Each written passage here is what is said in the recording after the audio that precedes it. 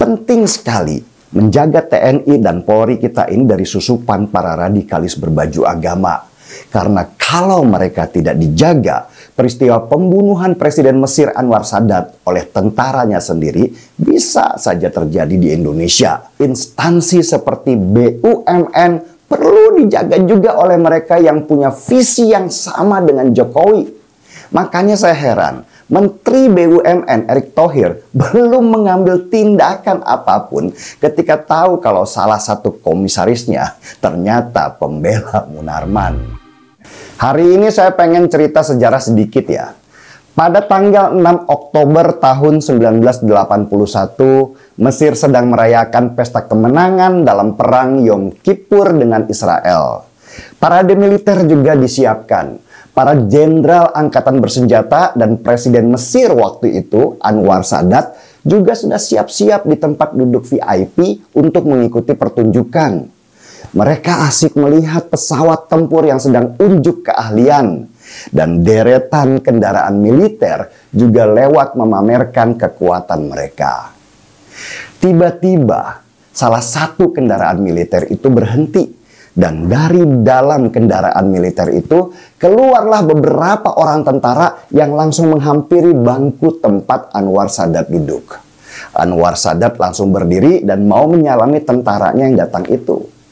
Tapi bukannya jabatan yang didapat oleh Anwar Sadat, melainkan granat yang dilemparkan ke tempat duduknya.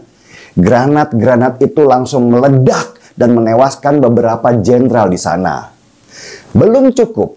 Truk militer yang berhenti tadi langsung memuntahkan peluru yang mengoyak badan Presiden Mesir itu. Anwar Sadat sempat berteriak, "Kalian pengkhianat!"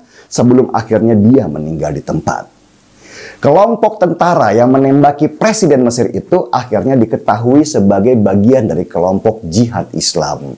Mereka adalah alat negara yang terpengaruh oleh ajaran yang ingin menjadikan negara mereka sebagai negara agama.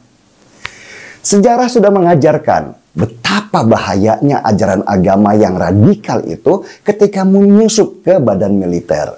Mereka masuk dan menyusup lewat pengajian dan pendekatan-pendekatan keagamaan. Mereka mencuci otak para tentara akan pentingnya agama dibandingkan pemerintahan dan membunuh petinggi negara itu halal. Dan bersatunya pemahaman radikal di otak para tentara yang memegang senjata itu sangatlah mematikan. Mereka sangat mungkin melakukan kudeta karena mereka menguasai senjata. Apakah yang terjadi di Mesir bisa terjadi di Indonesia? Ya, sangat bisa. Bahkan sangat mungkin penyusupan itu sudah terjadi baik di militer dan di kepolisian. Mereka masuk dan menyusup lewat ustadz-ustadz, lewat penceramah yang tidak terfilter dengan baik. Hanya karena ustadz dan penceramah itu dianggap menguasai agama, maka mereka disambut dengan baik. Di Indonesia, pengajian itu menjadi hal biasa di banyak instansi. Itu belum lagi dengan pengajian di luar yang dihadiri oleh para istri mereka. Ingat kejadian di tahun 2019 ketika seorang istri Dandim Kendari malah mengolok-olok Wiranto ketika ia ditusuk oleh orang yang tidak dikenal. Bukannya membela Wiranto yang merupakan senior mereka di Angkatan Darat, istri Dandim itu malah membela penusuknya yang ternyata anggota JAD Bekasi. Langsung saja saat itu KSAD Jenderal Andika Perkasa mencopot sang Dandim karena dianggap tidak bisa mengatur istrinya. Dan perilaku sang istri ini dikabarkan karena ia terpapar oleh ceramah-ceramah radikal. Radikalisme dan terorisme ini memang PR besar di negara kita yang mayoritas beragama Islam.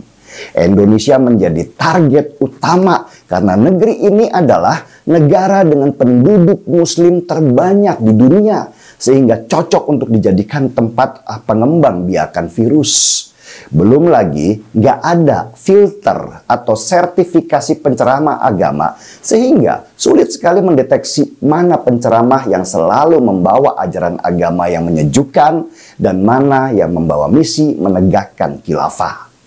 Penyusupan ke tubuh militer dan kepolisian adalah misi utama dari kelompok-kelompok seperti itu.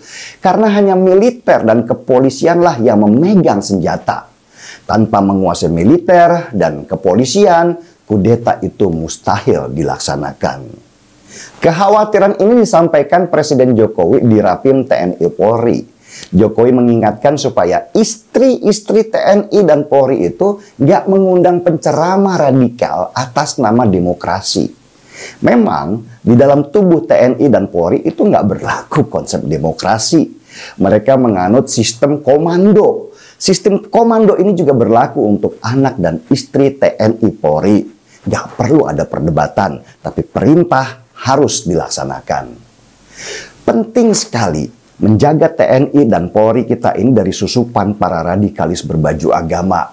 Karena kalau mereka tidak dijaga, peristiwa pembunuhan Presiden Mesir Anwar Sadat oleh tentaranya sendiri bisa saja terjadi di Indonesia. Karena pemahaman yang salah bisa memicu perang saudara. Kita pasti nggak ingin itu terjadi di Indonesia. Karena jika itu terjadi, hancurlah negeri kita seperti terjadi di banyak negeri di Timur Tengah. Saya senang dengan Jokowi karena ketegasannya terhadap paham radikal ini. Dia nggak merangkul-rangkul kelompok ini hanya karena dia butuh suara. Gebuk! Kalau nggak, mereka itu berbahaya. Cara gebuknya adalah jangan lagi dikasih tempat penceramah agama yang punya potensi memecah belah kita. Dan salah satu antisipasinya adalah rekam jejak penceramah itu. Apakah dia pernah tergabung dalam organisasi radikal? Apakah dia juga pernah berceramah yang merusak kesatuan? Sampai pada materi ceramah-ceramahnya. Dan seharusnya institusi sebesar dan sepenting TNI Polri bisa menjaga diri mereka lebih ketat lagi supaya paham radikal itu tidak menyebar ke dalamnya. TNI dan Polri adalah benteng terakhir kita dalam menjaga negeri. Kalau mereka sendiri terpapar, entah apa yang terjadi pada negeri ini.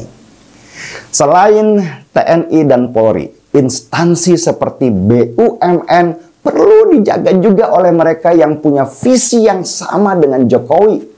Makanya saya heran, Menteri BUMN Erick Thohir belum mengambil tindakan apapun ketika tahu kalau salah satu komisarisnya ternyata pembela Munarman. Jangan main-main dengan ideologi yang bertentangan dengan Pancasila. Karena ketika ideologi itu membesar, maka dia akan membakar negara kita. Salam seruput kopi.